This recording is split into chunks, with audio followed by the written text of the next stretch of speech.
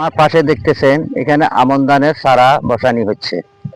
কিবা পানির সংকটের কারণে এতদিন তারা আমন ধানের চারা বসাতে পারে নাই। এখন হালকা কিছু বৃষ্টি হয়েছে পাবনা চাটমোহরে, এবং তারা মোটর দিয়ে পাইপ দিয়ে পানি এনে এখানে চাষাবাদ করেছে। তো এই গত 12 তারিখ থেকে কিছু বৃষ্টি হচ্ছে এখানে পাবনায়। বৃষ্টির কারণে এখন তারা আমন ধানের চারা বসানির মতো পানি হয়েছে। দেখতেছেন এখানে আমন ধানের চারা বসানি হয়ে গেছে, ধানগুলো ছিটি দিছে। ছিটি দেওয়ার পরে এখানে আমন ধানের চারা হবে। কিবা এখানে মাঠকে মাঠ খালি পড়ে রয়েছে, কিবা তারা সোনালি পাট কাটা হচ্ছে, কিন্তু শ্বাস করার মতো পানি ছিল না।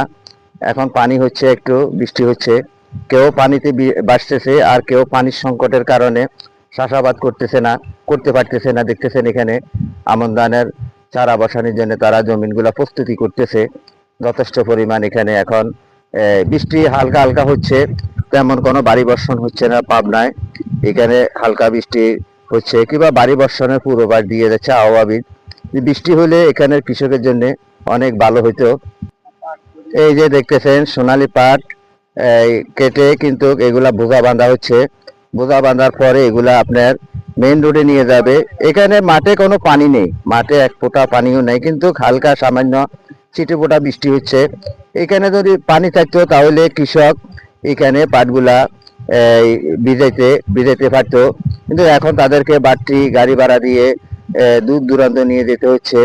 কামলা খরচ বাড়তি লাগতেছে, একটা কামলা খরচ 800 টাকা, তার খানা পানি সহকারে প্রায় 1000 টাকা বহন করতে হচ্ছে প্রতিটা কামলা খরচ। কারণ পাট, এই সোনালী পাট তারা কত টাকা পাবে জানি না, কিন্তু গত বছর সোনালী পাট 3800 থেকে 4500 টাকা বিক্রি হয়েছে।